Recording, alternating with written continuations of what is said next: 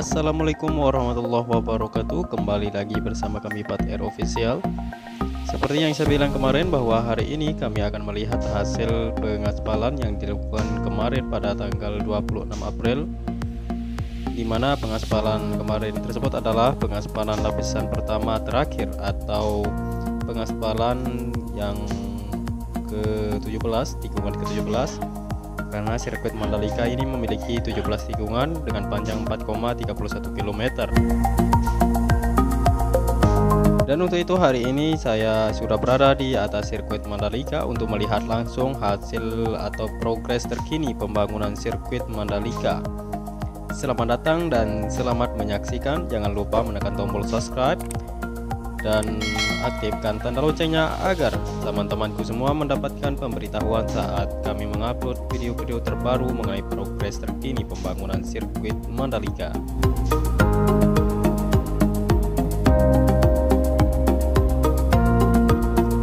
Ya, langsung saja pembangunan sirkuit Mandalika di Lombok, Nusa Tenggara Barat ini masih terus berlanjut.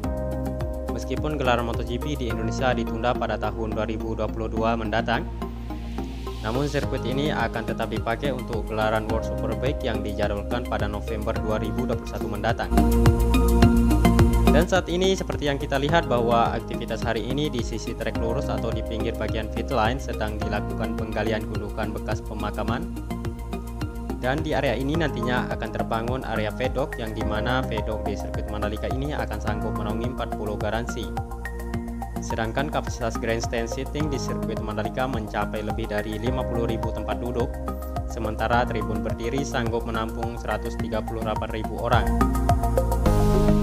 Nah, jadi teman-teman juga bisa menonton MotoGP di Hospitality Suite yang direncanakan akan berkapasitas 7.700 penonton. Dan juga ketika tidak ada pembalap, fasilitas-fasilitas tersebut termasuk sirkuitnya berubah fungsi menjadi jalan raya biasa. Karena sirkuit Mandalika ini satu-satunya sirkuit pertama yang berkonsep sirkuit jalan raya. Jadi pedok, grandstand seating, non seating atau tribun berdiri, dan hospitality suite bersifat sementara. Jadi kita sudah kebayang betapa indah, mewah, dan kerennya sirkuit Mandalika ini, yang tentunya sirkuit ini Indonesia punya. Ya, kita pindah lagi ke tunnel atau terowongan. Jadi sirkuit Mandalika ini memiliki dua tunnel atau terowongan. Dan di bawah kita ini adalah tunnel pertama atau terowongan pertama. Posisi tunnel pertama ini berada di sisi utara sebelum tikungan pertama. Dan tunnel ini memiliki panjang 65,55 meter dengan kedalaman 7,35 meter. Sedangkan tunnel kedua berada di sisi selatan sebelum tikungan ke-8. Tunnel ini dibangun sepanjang 119,45 meter dengan kedalaman 6 meter. Nah, jadi kedua tunnel atau terowongan ini akan menjadi akses mobilitas para penonton Indonesia GP ke service area. Dan juga kedepannya akan ada hotel serta fasilitas lain di luar area sirkuit yang tetap beroperasi saat balapan berlangsung. Jadi membangun sirkuit ini tidak semudah yang kita bayangkan ya sobat. Apalagi sirkuit yang punya standar kelas dunia untuk penghelatan balapan seperti MotoGP. Ada banyak sekali tahapan yang perlu dilakukan dengan teliti agar pembangunan berjalan sesuai dengan rencana.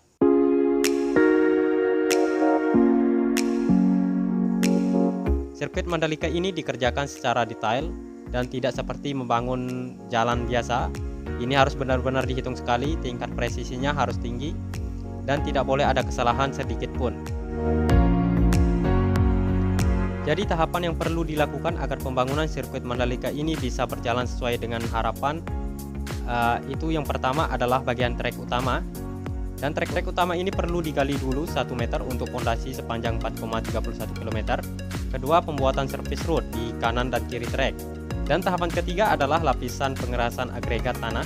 Jadi setelah digali sedalam 1 meter, selanjutnya dilakukan pengerasan lalu dilapisi lagi. Setelah itu dikeraskan lagi tanahnya lalu dilapisi lagi. Jadi total lapisan di bagian ini ada 3 lapisan ya sobat. Nah, keempat adalah drainase. Nah, jadi untuk drainase ini juga perlu digali dan dicor ya sobat.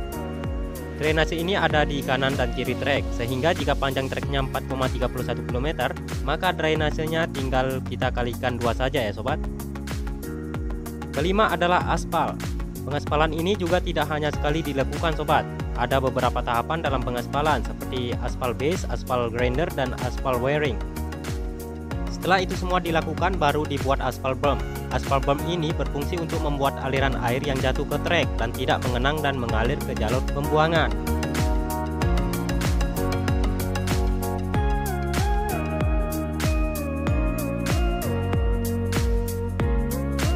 Selanjutnya tahapan ke-7. Tahapan ini adalah pengerjaan detail surface road. Surface road tak kalah pentingnya dengan sirkuit. Bagian ini harus maksimal, harus mudah untuk dilewati. Dan tahapan selanjutnya adalah mengerjakan area run-off. Area ini terdiri dari banyak bagian, seperti aspal, gravel bed, dan juga rumput. Semuanya dibangun setiap tikungan yang krusial, sesuai dengan standar regulasi FIM.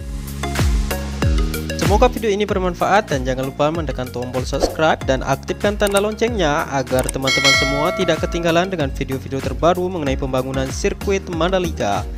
Terima kasih dan selamat menonton.